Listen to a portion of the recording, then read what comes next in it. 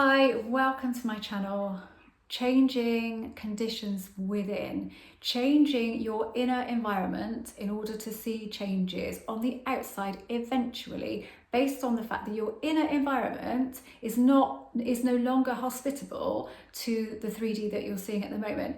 Bring it back to this, the War of the Worlds, when the alien race came, attacked, tried to take over the Earth, and what happened? They couldn't survive under the Earth's conditions. It didn't allow them to survive. They died out. Now, when you change conditions internally, it is impossible for those undesirable conditions in the 3D reality that you see to continue. It's absolutely impossible. You cannot have one internal condition and then something opposing that living and showing up for you.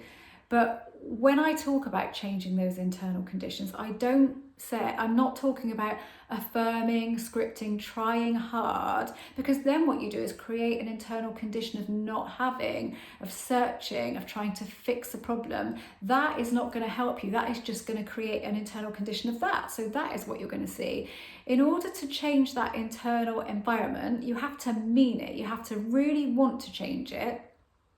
And you have to know that what you've been doing so far maybe hasn't been working. So what can you do to change that environment? You have to change the way you talk to yourself, for sure.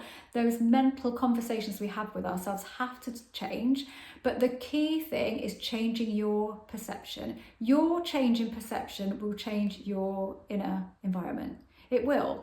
And the best way to start doing it is just make a little tweak. How can I change that slightly? Does that seem plausible to me? Yes, it does. And then the more you tell yourself that story, the more your subconscious is going to take that in, take that in, take that in. Your internal environment has changed. Maybe it's just changed a little bit, but that little change has the power to change hugely it's not really the outside, but your external environment can change hugely based on a very small change inside.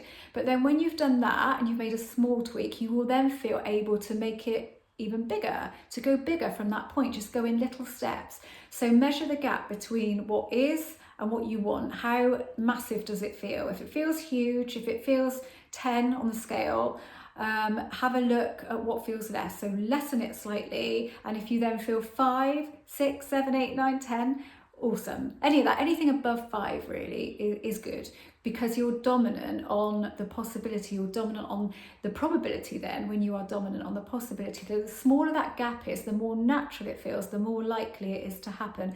But changing that internal environment is key. You cannot plant a seed in barren ground and expect it to grow. So when you have stopped feeling the way that you're feeling now and changed that, then you have changed those inner conditions, and external conditions have to change. But again, try to not look at it as internal and external. See it as one big thing. It's just one big system working together, and you're starving it of energy. Basically, you're starving that undesired reality of the energy it needs to continue. And it cannot continue. It is eventually going to die out. It's going to dissolve away. Maybe it'll be really fast, maybe it'll be more gradual, but it cannot do anything but those internal conditions have to be one of optimism, determination, yeah, I can do this, detachment, the feeling of it as if you have it. There's so many ways that you can go with this. It's not just one thing, it's just a different feeling than the one you've got now, and it's one that's more in alignment with what it is that you want, because then you are allowing that to grow. That will grow within, you will see it on the outside. I hope that this makes sense, is that nothing can survive in an environment that doesn't suit it, that isn't conducive to its growing. And what generally happens is we get stuck in that sort of negative energy and that looking for, searching for, and we're allowing that reality to continue growing. We're allowing that seed to grow and to flourish.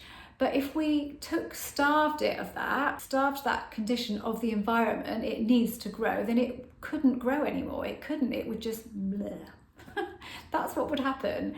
And it would dissolve away to be replaced with something different, mostly depending on our perception of things. I always have a good perception of stuff. If I look at something I feel negative, I will throw a positive spin on it. And one thing that really helps me in life, and I started doing this about a year ago, it's going to sound really weird, I didn't make it up. I just got it. I saw it on Instagram and I thought, oh God, I love that.